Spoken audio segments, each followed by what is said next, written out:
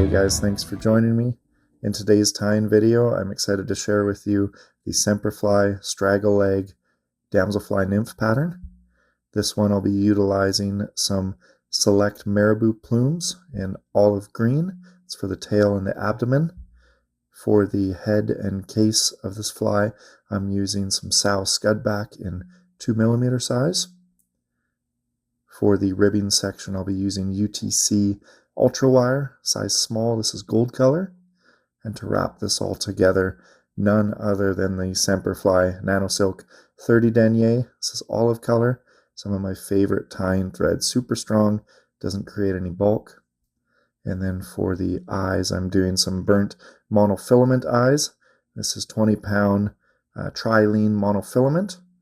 It makes a super realistic and really small mono eye for this. For the hook size, none other than Togens Curved Nymph hook. This one I'm using is a size 14. I as well will tie these in a size 16. Gives it a nice sort of curved profile, very similar to some of the natural damselfly nymphs that you see in the water swimming around. Just begin your tying thread, get that onto the hook shank, bring it back about midway of this fly, and then strip away a few strands of the select marabou. You can make your tail a little bit longer if you need, and if you find that the fish are short striking this fly, you can always pinch off just some of the tips of the tail. I do like keeping the tips in there as they add a little bit extra movement, and the fish just go crazy for this fly. I'm going to take a quick moment here to explain how I effectively fish this fly. So typically I'll use a intermediate clear camo line or a type 1-3 sink rate fly line, and depending on what water column depth I'm seeing the fish activity in, you can time your sink rate and make sure that the fly gets down to those depths, and then you'll want to retrieve it with a 1 to 2 inch strips a few times over those, and then pause. And usually on the pause, the fish will come and hammer this thing. You can also do a slow hand twist retrieve. That's very effective as well. The tail fibers create a ton of movement, and the straggle legs as well. The fish can sense that in their lateral line, and they'll come over to check out what's going on. So as you can see, I've tied in my tail fibers. I've included the wire rib and brought that back to just about the bend of this hook, and then using the tips of the marabou, I've tied in those tips with a good fair amount of clump. And here you're going to want to take a short, about 1/2 inch piece of your monofilament, and then grab that in your tweezers and singe each end of that. It creates a very nice mono eye for this. Set that aside to dry, and then take about a 2-inch strip of your scudback and get that tied in right at the head of this fly. Make sure that it's nice and centered, and then that'll give the monofilament eyes a chance to cool. And then while they're still in the bead tweezers there, I like to give it a couple of wraps. That way you're not dropping it all on the floor and having to make a lot of these things.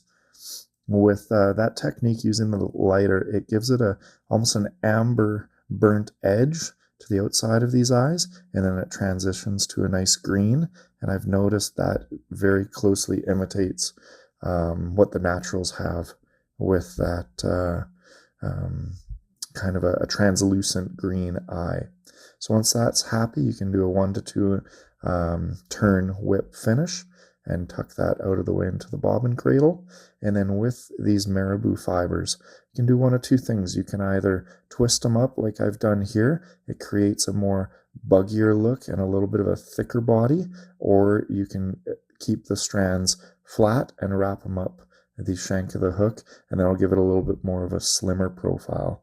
Have kind of a few of each of these tied that way, and then you're ready for whatever the fish are keying in on, whether they want a little bit more of a buggier, fibrous, haggard looking one, or a little bit more streamlined than two. You've got all those bases covered. Bring that up a little bit always, and then using a 1 to 2 turn whip finish, lock that and get that thread out of the way. And then here we're going to counter wrap the ultra wire, and you can kind of work that wire through the fibers so that you avoid capturing a lot of those little marabou fibers. Wiggle it as you go, and then once you're happy with that, you can just helicopter that out of there, and then we're going to go and lock this thread off to make sure that that's not going anywhere. And here's where the secret sauce comes in. This stuff is pretty sweet. One of my favorite products from Semperfli. These are their Straggle legs. It says lichen color, and it really closely ties into the olive color of this marabou that I'm using.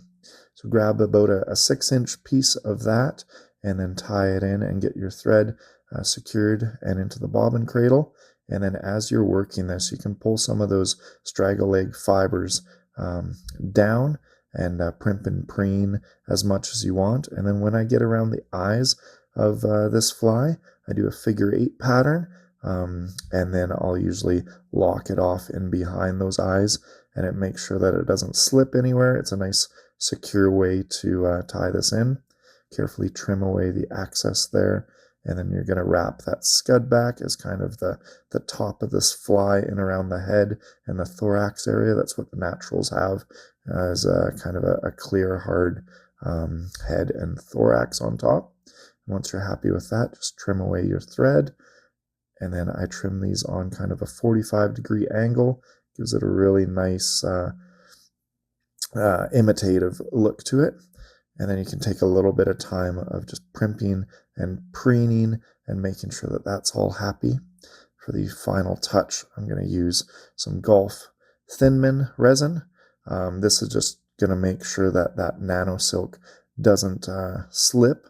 And so you just want to go right on the back and tie that in. It'll add a little bit of durability to where you've whip finished and trimmed away your thread, and it will last a lot of fish. And then you can give it a zap with your UV light, make sure that that's cured properly, and then take some time to use your bodkin, and you can pull out any of those captured fibers. I want to give a special thank you to Togens Fly Shop, Semperfli, and Broken Tippet Fly Company. You guys have been so generous to me. I really appreciate all the support. Thank you for taking the time to watch this video. Hope you learned something, and we'll see you on the waters.